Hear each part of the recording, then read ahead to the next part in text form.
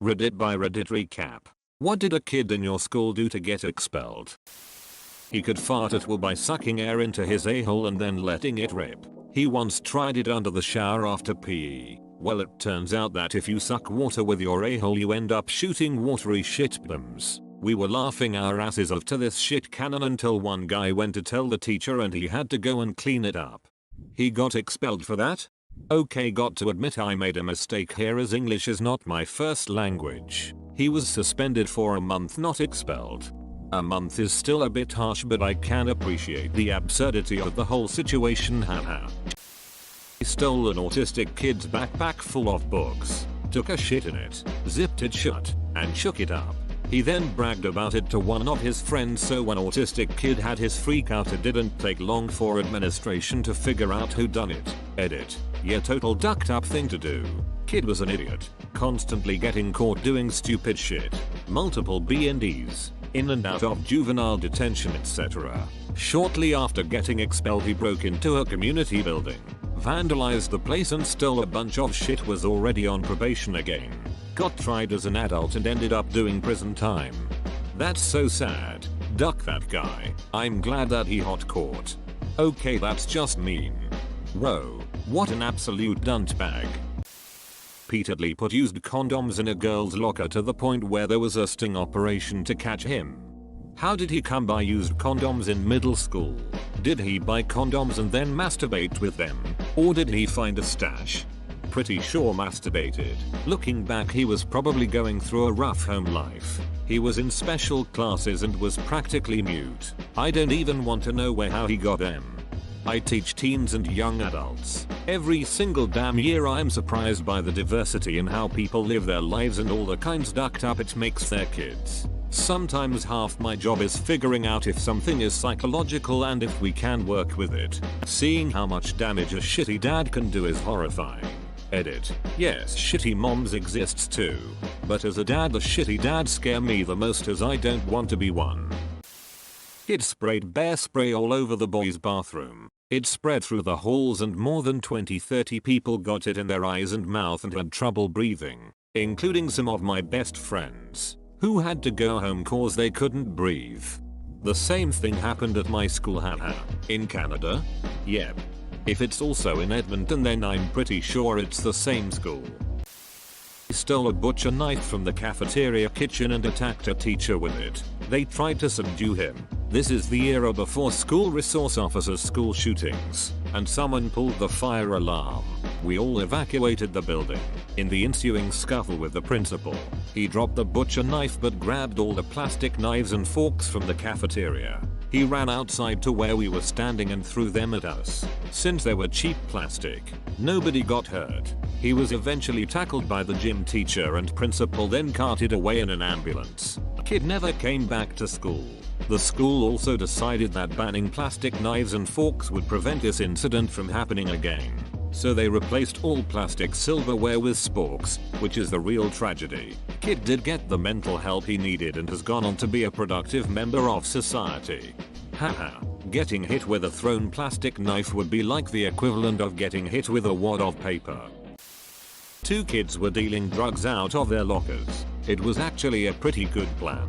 One had a locker upstairs and the other's locker was downstairs. Everyone who bought drugs knew the combinations. People were told which locker had their merch, and when you had class on that floor you'd get a hall pass and stop by the locker. A teacher got suspicious of seeing multiple kids going to the same locker. I will never forget being in class and getting the lockdown announcement while drug dogs were brought in, and seeing one of the kids flying down the hallway toward his locker.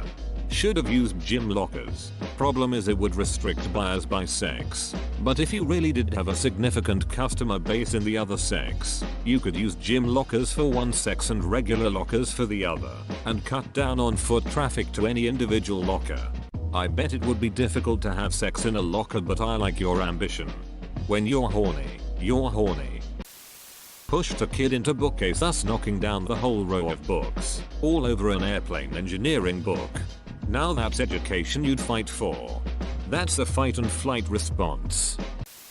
Very weird kid in my year at the time came into school with huge amounts of hairspray in his hair. The amount where your hair eventually sticks like gel but without actually using any. Guy that sat behind him in one of our classes happened to be one of the worst behaved kids in the school, and he proceeded to get out his lighter and light his hair on fire. It didn't go up like if it were oil, but it definitely stayed alight long enough to see him running out the door with his hair smoking. Both kids were gone after that. Both kids? One was expelled and the other moved schools. So there was a chance they ended up in the same school.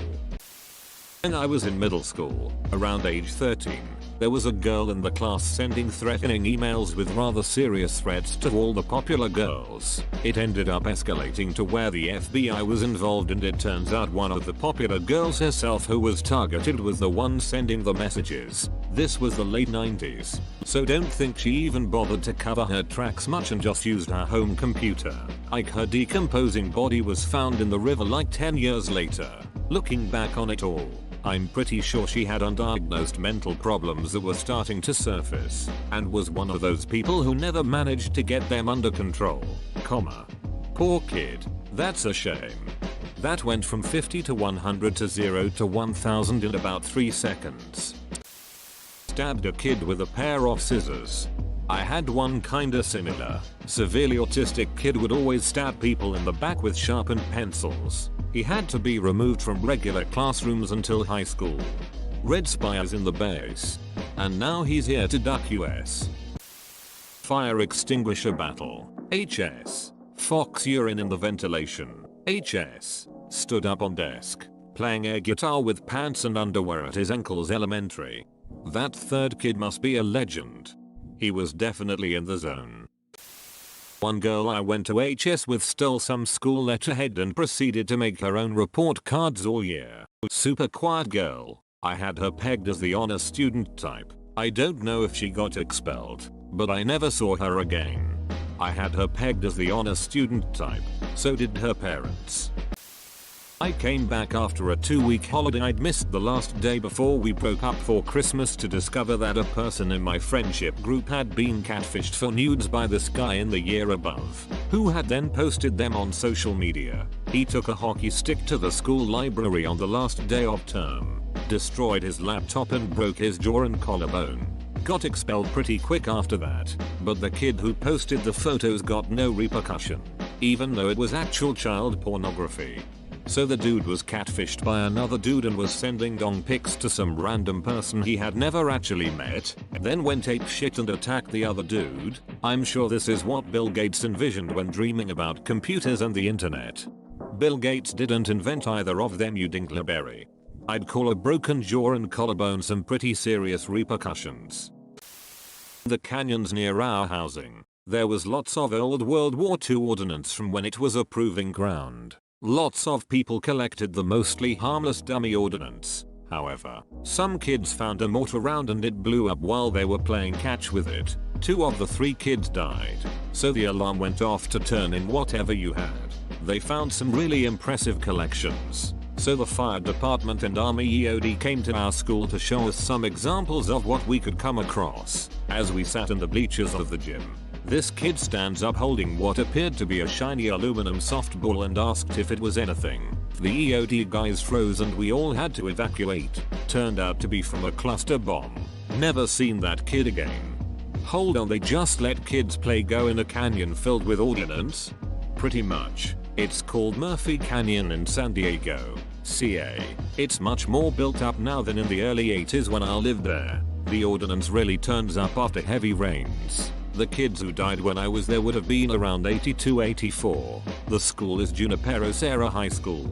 Though it was a junior/senior high school when I went, we were PCS'd after my junior year in 84. One kid came into the school and shot a bunch of students with a BB gun. He was a pretty troubled kid. Later on he ended up going to the same high school as me.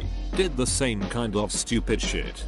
Dropped out in grade 11, and I didn't know what happened to him for many years. Recently though I found out he's gotten his act together by the sounds of it, owns his own construction company and dropped the drugs. Seems to be doing alright.